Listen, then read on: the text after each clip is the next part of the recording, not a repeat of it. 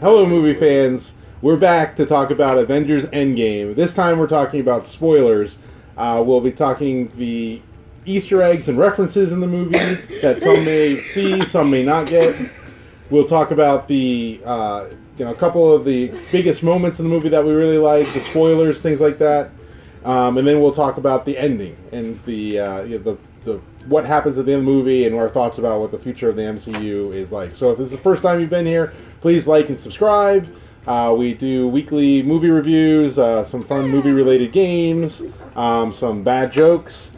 So stick around, and we'll be right back. Okay.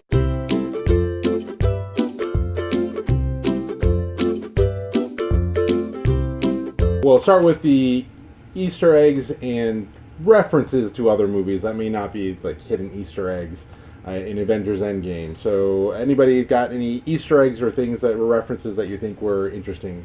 One of my favorite parts is when they went back to New York and was it 2012? Yep. And Cap had to fight himself. And when 2012 Cap says, "I can do this all day," and present Cap says, "Yeah." That was just one of my favorite parts. Because Captain America says that in like his first movie, The First Avenger, and man, what's he says it like in Civil War and a couple other movies. Winter Soldier does it? I don't know. He says it in Civil War and the First Avenger. Yeah, he might say it even in Winter Soldier. Yeah, he does say it when Right. Bucky's like beating him up. Yeah. And he's But like, his own like self-deprecating disdain for his kind of not catchphrase, but the thing he says all the time. Yes, that is good. Any again references, cameos, or when Easter eggs? Cap's gonna go back to return the Infinity Stones and Mjolnir, and he says to Bucky, "Don't do anything stupid while I'm gone." And then Bucky says, "I can't. You're taking all the stupid with you." That's actually a line from the first Avenger. That was instead of Cap saying that to Bucky and then Bucky saying to Cap, it was Bucky saying to Cap and then Cap saying to Bucky. Oh, really? Okay, that's cool. I didn't know that. I didn't. I liked all the musical callbacks. So there were 4 that I'm aware of. The first one, I don't remember. Like I remember, I know that I recognized the music. It was early on in the movie, sort of. It was like when you see the Supremacy, which is Thanos' ship, for like the first time. It's playing a music that I don't remember where it's from, but I know that I recognize it. And then on Vormir, it's like the same music on Vormir when Natasha dies, as it was when Gamora died on Vormir. Yeah, well, it's a spoiler. It is a spoiler.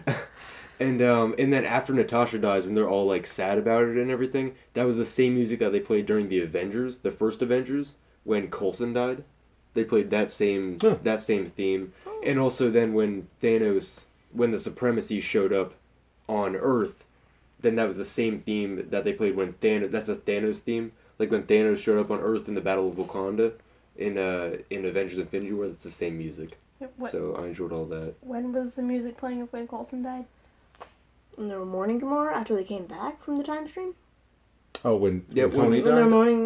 No, that was Nah, that was when after Natasha died, when they all came back and they were like sad, like on the dock about it. It was playing the same music that they played in the Avengers when Coulson died. On the Time Machine platform. Yeah. And okay, there are a few more that I like. So another one of them is more of a subtle one. But when they go back to 2012, then I like how Tony, he jumps off the building. He jumps off of Avengers Tower near the same place that he jumps off when the Mark 7 deploys in Avengers. And he has like the same stance with like his arms out to the sides, and then as the Mark 85 deploys. But this time the nanobots, nanotech covers him versus the first time where they had to get the suit had to fly after him. Yeah, right? so he had to fly after him, so it was a much quicker one, but I like that. And then there's other stuff, like the cheeseburgers line and everything. And okay, so the like cheeseburgers line is a really great one. So again, when after Tony's died and they're at the funeral, and then Happy is talking to Morgan, Tony's daughter, and he asks her if she's are you hungry? And she says yes, and then he says, "What do you want?" And she says, "Cheeseburgers." And then he said that your dad really loved cheeseburgers. Is a callback to the first Iron Man movie, where after he gets, he escapes from the terrorists in the cave, and the first thing he asks Happy to do is to go get him a cheeseburger, and it's Burger King cheeseburger, and people have talked about how that's silly and funny, that probably product placement from the first movie, but they made it important this time because this is now that Tony Stark loves cheeseburgers, and now his daughter also loves cheeseburgers, and Happy said, "I'll get you as many cheeseburgers as you want." It's very, I think, for people who know the movies, kind of a very emotional, touching moment, and just easy reference that made it more special. And then another one. There are two more. So another one. These all have to do with Tony Stark's death. So is this back here that I have, there's like a little model of it, proof that Tony Stark has a heart. It was when he took out his Mark I reactor that he made in a cave and replaced it with his new one in the first Iron Man movie. Then Pepper made him a little stand with the Mark I reactor that said proof that Tony Stark has a heart.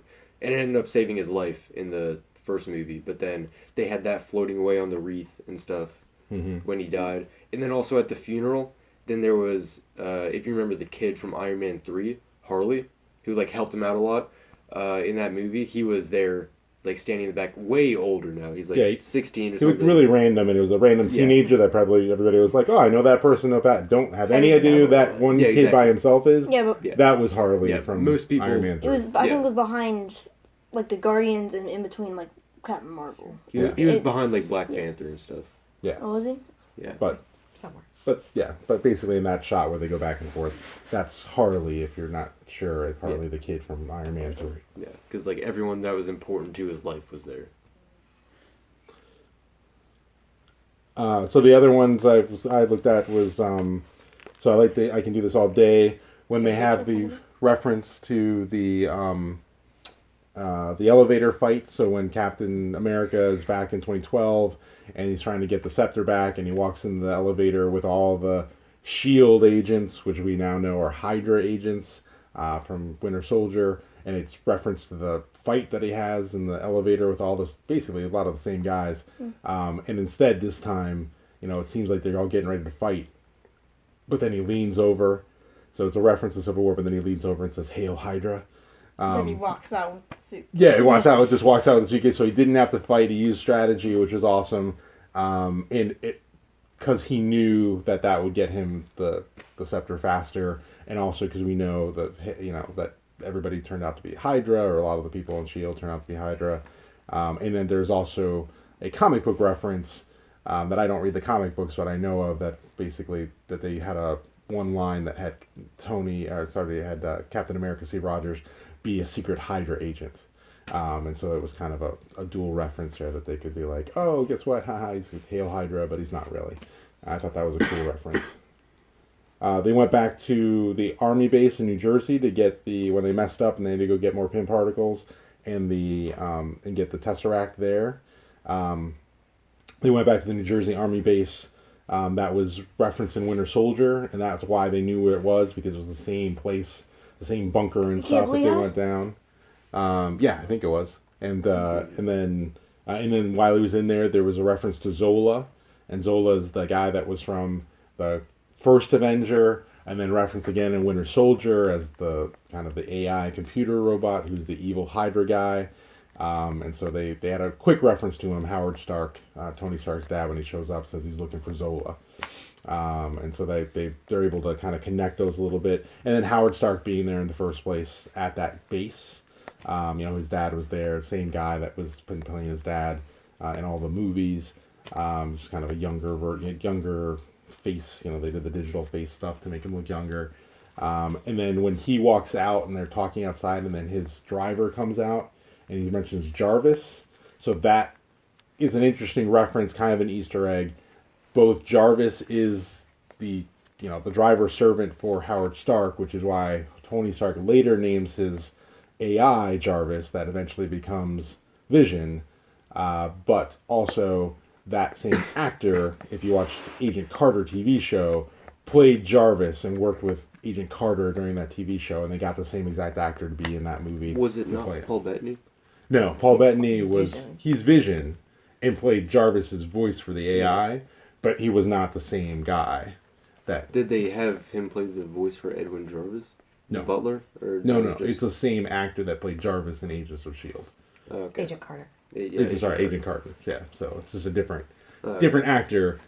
They only called him Jarvis. They're both British basically, Yeah. but Well, they have a similar voice. too. But Okay. but that was the thing. Let's see. Any other Easter eggs you guys can think of? Stanley cameo.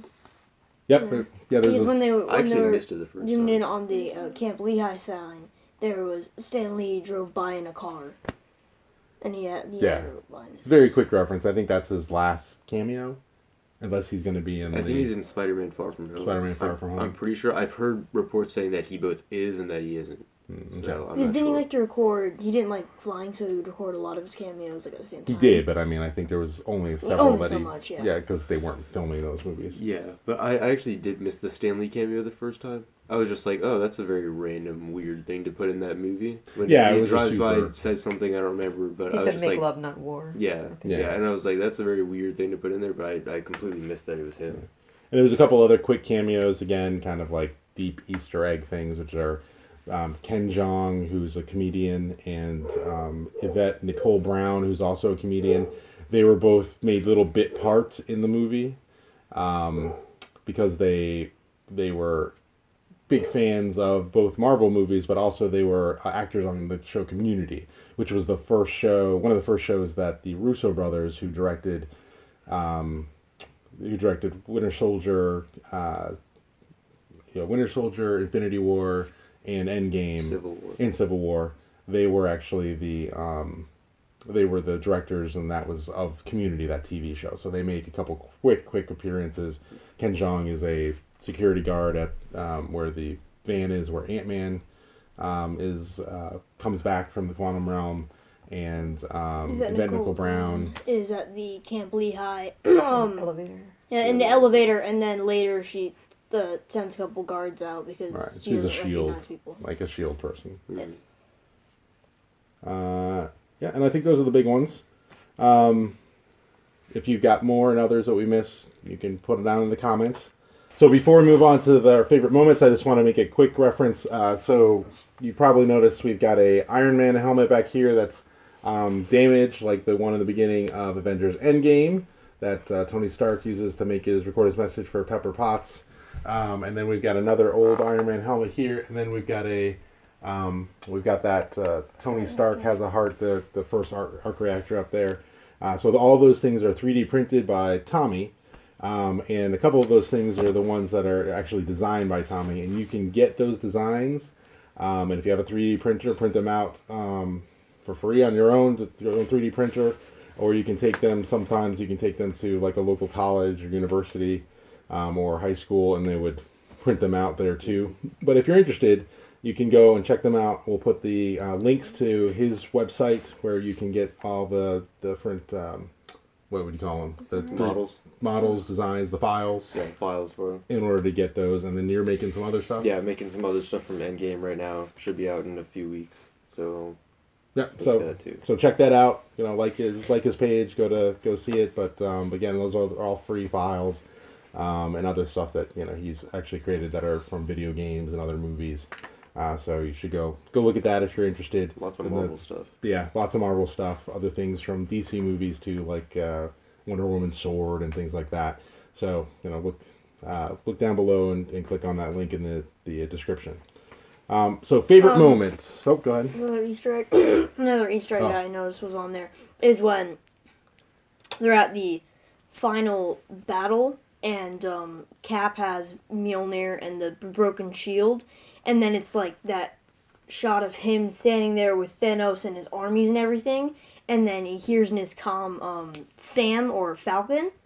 He actually says on your left, which is a callback to in the original time in Winter Soldier when Sam was running, and then Cap could run a lot faster than him because he's a super soldier, so he'd constantly be running around him saying on your left because he'd run on his left, and they made more callbacks to that throughout the different movies with Cap and Sam, and so they called back to this, and then the portal opened up. Right. No, that's good call. It's a really small Easter egg that some people might miss. That is cool though that they called it back on your left, and then the sling ring opened up, and then everybody started coming out of it, which was an awesome moment. So good lead into awesome moments in this in the movie. There was a lot of the different ones, but why don't you guys name a couple of the things that you thought were awesome. Rachel, what was your favorite favorite moment? Mjolnir? Mjolnir. Iron Man's or Thor's hammer. Yeah, I liked when Cap picked up Mjolnir, or whatever the hammer is called, and then he was like using it, and there's lightning everywhere too. But there was applause the first time in the theater. Yeah, our whole theater was like erupting because it Yeah. came to Cap, right? And then Thor after that, what did he say? He said he's like I knew it. Yeah, I knew it. Yeah. Which is a nod to what was it?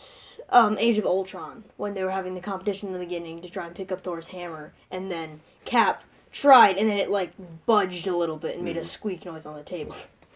Yeah, and some thoughts are that he was able to now wield it because he had the relief of not keeping the secret that Bucky was the person that killed Tony Stark's parents. Oh. And so now that's why, versus when it kind of budged last time, he wasn't totally worthy, and then this time he was worthy because we all know that he's a really good person. But that may have been the one thing that was keeping him doubtful. But again, that's speculation. So other favorite moments. I liked when Cap had to fight himself. Yeah, that was cool. Starting with I can do this all day. Just that whole sequence of him fighting himself was really great. And when present day Cap gets 2012 Cap by saying Bucky's still alive. Right. That was great. Right. And because he's basically tricking him, because he knows every time somebody says Bucky's still alive, or when he's been told Bucky's alive, he's like been stunned and then something bad happened. And so this time he's like, he used it for, the 2012 was like letting him go a little bit, and then he knocked him out and took the scepter. Yeah. We punch him in the face It was and smart. then use the mind. That's right. Yeah, punch him in the face and then put the scepter and... And then to look at himself and said, that is America's ass. Oh yeah, that was when Ant-Man said I think that's great. That's America's ass, and it's like, and then he looked at himself. That is America's ass. It's very, very self-deprecating and funny Cap, I thought. Yeah, I love that scene. I have multiple favorite scenes. So What's your first favorite thing? my most favorite scene is probably when Tony snaps his fingers, and then he says I am Iron Man, snaps his fingers, and then his old death scene and stuff. That was a great. And then Iron Man is a great reference callback from the end of the first movie. The end of the first movie was Yeah, great. Also, I don't think I can go without mentioning this. When Tony and Pepper were back to back fighting, her in the rescue suit, and they were back to back spinning around fighting the Chitauri. Cool. That was another that was one of my favorite shots in the movie. One thing with the I Am Iron Man, that it was obviously a line from the original Iron Man. Well, that was an Easter egg. But one thing I thought to elaborate on is he didn't, in the original Iron Man, that was his last line before the credits. And in this, it wasn't his last line, but it was almost. Because once he snaps his fingers, he doesn't really talk except for a very quiet whisper. And then there's a holographic message. But the only real thing of him talking in the last scene in the movie of the alive him is him saying I'm Iron Man, which is the last thing in Iron Man, so it's just kind of like a starts and ends. I enjoyed the Black Widow, the death scene. I thought was good.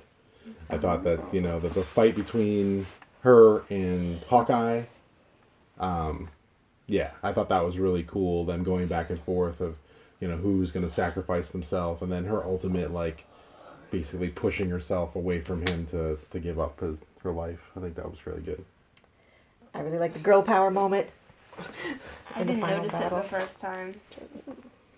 Yeah, and so that's also a reference to, I guess, A-Force in the comics, where it's a all-female team of superheroes, and so they come down there towards the end, and are all show up, and so that's a quick reference to the Air Force, but that was pretty cool.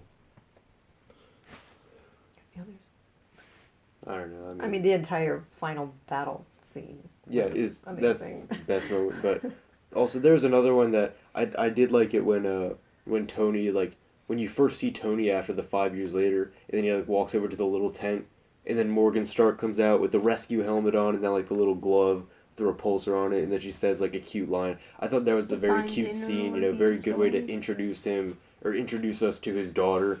And also you know, the rescues and coming. also the rescue suit. I love the Mhm. way that the rescue helmet looked in that scene. It looked great. Mhm. And then she was just, it was a very cute scene, very nice scene. Yeah, what did So I Morgan like say? Something like define dinner or be destroyed. No. I don't know if it was defined. Right. Basically, That's just like everything that Morgan Stark says is like adorable, and I it's a love you great line. 3000. Yeah, I love you 3000, and then super it's adorable. like, Mommy sent me out here to save you. It's like I've been saved. That was a great scene. Yeah. And clearly, besides Go to sleep or I'll sell on your door. Yes. that's cute. And clearly, like the Mjolnir with Cap was awesome. I think the great epic moment where they show all the sling rings open up and they all show up, all the different heroes from the movies and stuff show up behind Captain America to back him up. Yeah.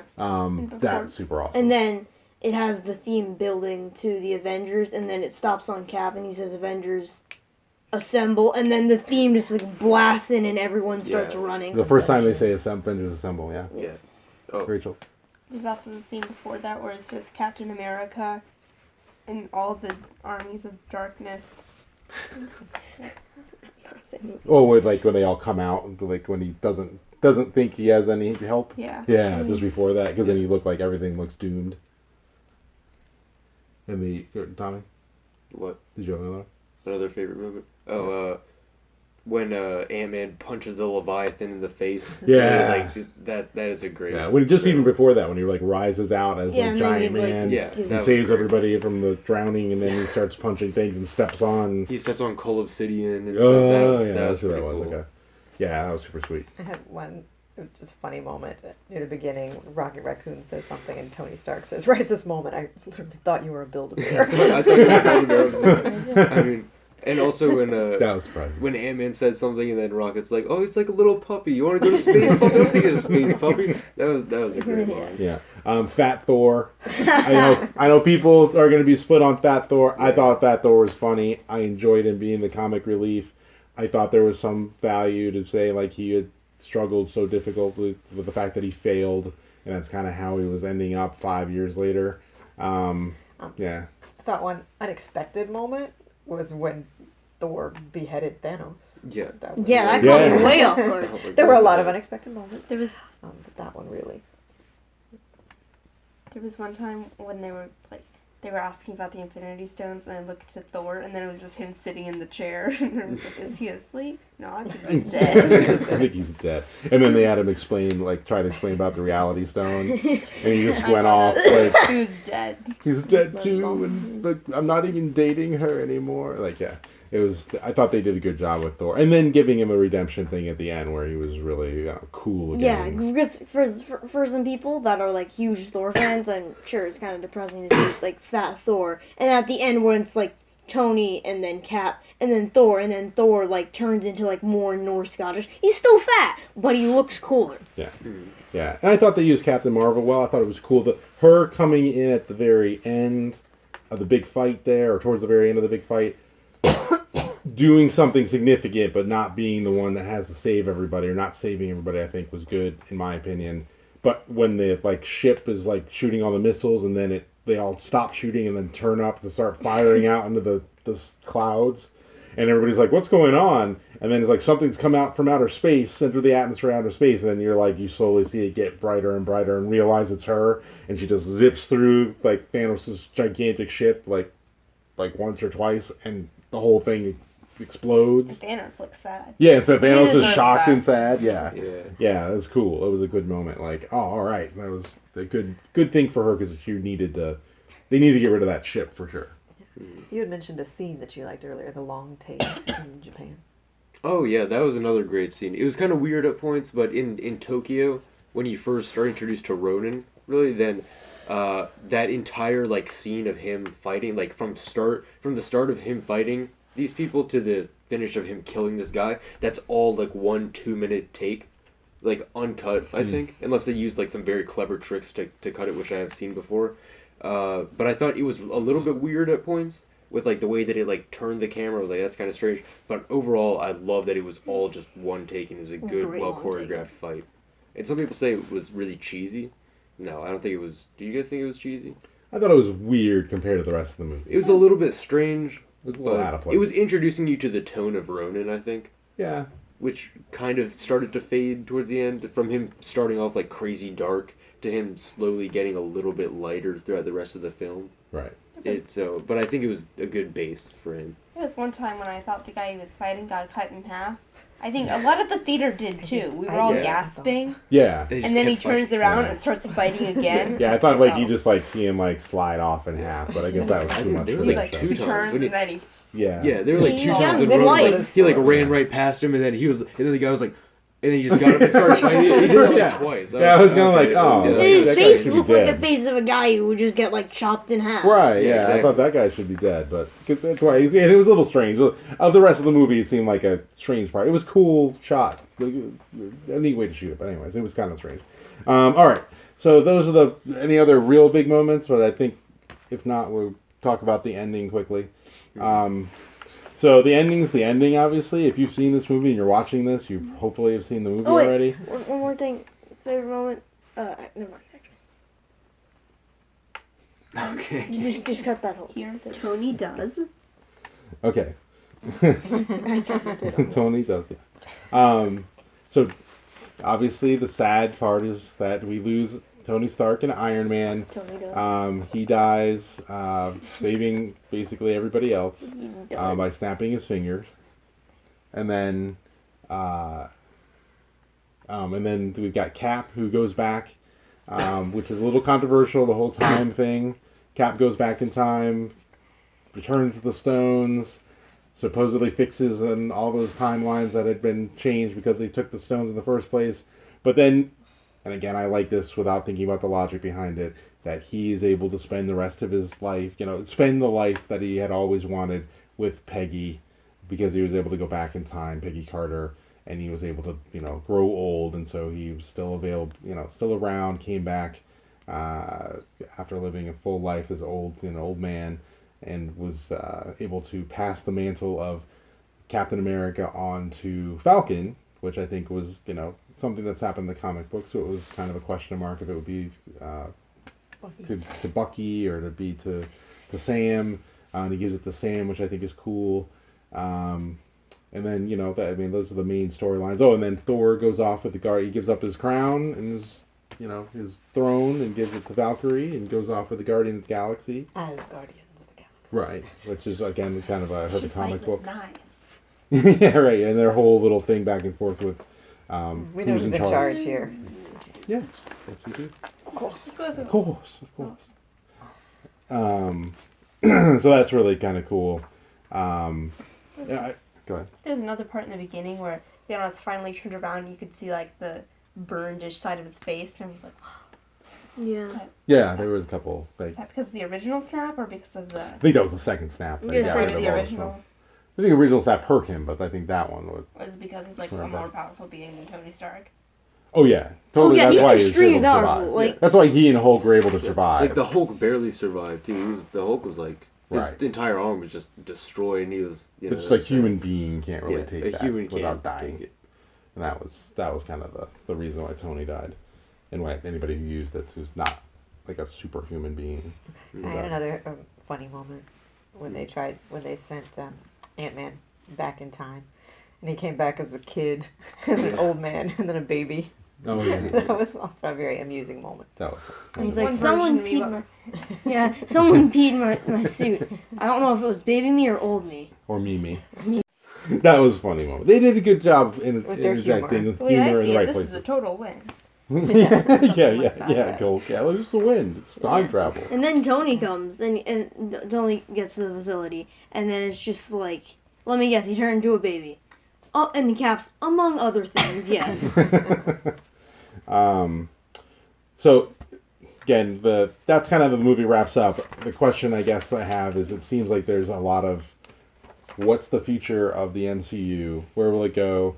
I think that the Spider-Man Far From Home is probably, I've heard, going to be somehow closely related to this one, so it will not necessarily be the next phase. But then the question is, now that they're 5 years in the future, 5 years later, they've changed a lot of things. There's a lot of it grown up. I mean, the Tony Stark had a kid, Morgan.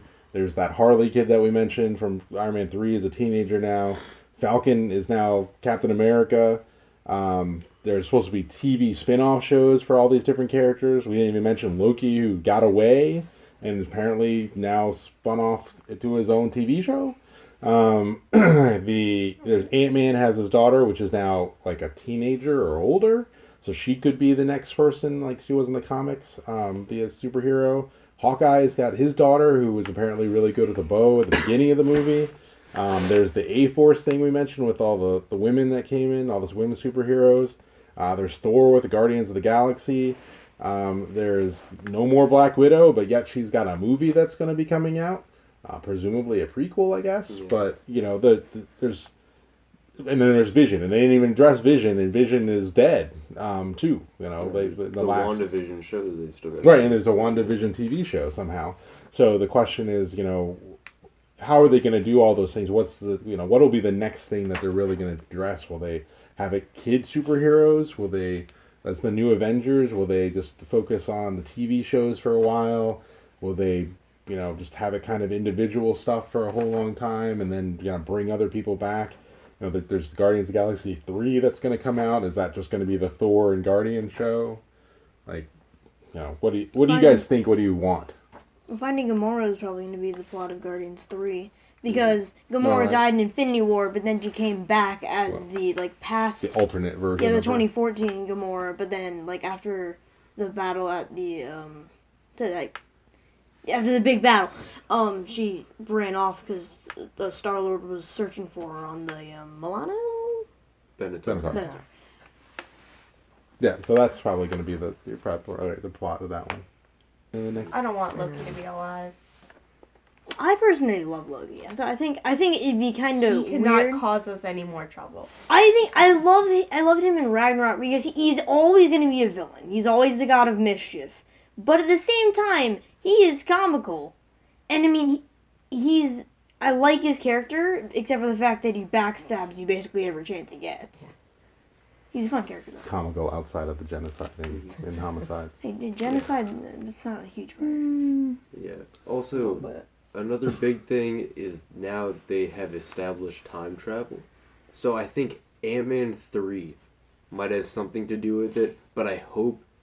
I almost hope that they do more stuff just so that then Tony would show back up, but at the same time, I don't know. I don't think they'll do that in like the main...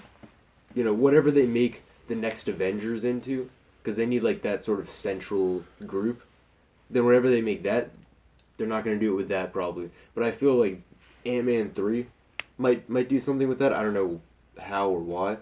I feel like Tony should stick around only in hologram form. Or memories. Yeah, memories that he downloaded into, like, you know, like he secretly created his own AI kind of thing. Can he make himself Jarvis?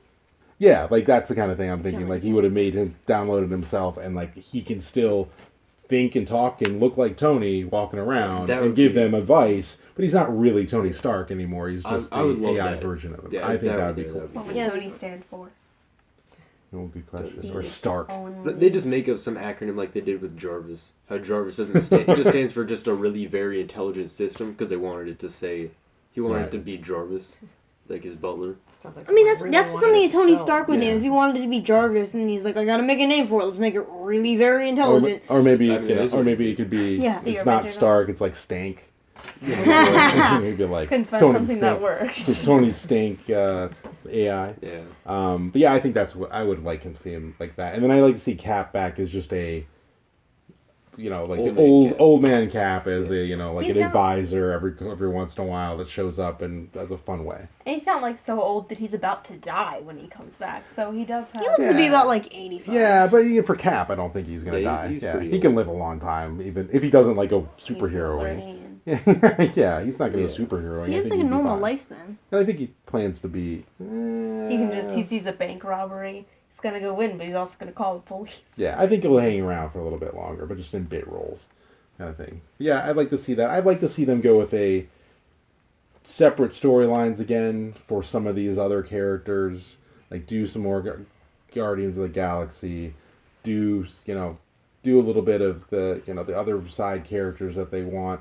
they come back around to say, let's have a newer version of the Iron Man, a young Iron Man, whether that's a rescue movie. where it's like, I wouldn't do a whole rescue movie. See, she can't stand up on herself. I think once Morgan Stark grows up, which I'm pretty sure Tony probably built a suit for Morgan at some point. He definitely did. I'd love to see, rescue and whatever Morgan's character is fighting. Although by that time, Gwyneth Paltrow will be she probably won't want to do the role anymore. Right. Which she should have died during Iron Man 3, but I guess then we wouldn't have rescue here. Yeah, I think. Or Morgan Stark. Yeah, that's true. Yeah, or Morgan Stark. Again, I can see them turning Morgan Stark into something. I could see them turning into like an Iron Man team. Mm-hmm. They could do that, or they could do the Young Avengers, where there is a young Iron Man. There's you've got Hawkeye's daughter.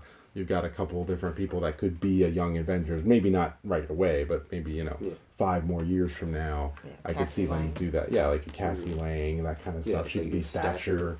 So I like that idea of it, and also in a few years they've said they're going to do the X-Men stuff, and then somehow wrap that back in, saying when they are going to start the X-Men stuff, then they can start the Avengers stuff again. With this different group, it'd be enough time kind of finish out the lines of this phase, getting to the point of explaining why we have X-Men, I'm assuming mutants, and then a couple of the other storylines that it still need to be worked out, and I think that would be interesting. I don't really need to. I like the conclusion that it had for this whole first group. Yeah.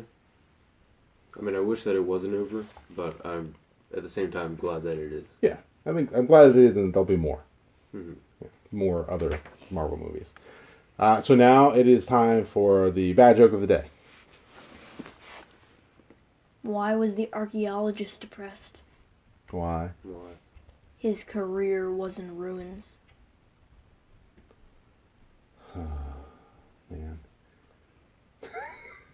Could you have picked one that was worse? I found a lot of them that were okay. not Wow. All right. Well, that was the bad joke of the day. So if you've seen Avengers Endgame, let us know what your thoughts are about it. If you want to see our general thoughts and our overall ratings and reviews, check out our other video. That's linked below as well. And come back next time to also provide your comments if you have any other thoughts about what we've missed, other favorite moments that we missed, other things that you love or hate about it. If there's anything that you can't hate about it. And we will see you next time. All right. See you later. Bye.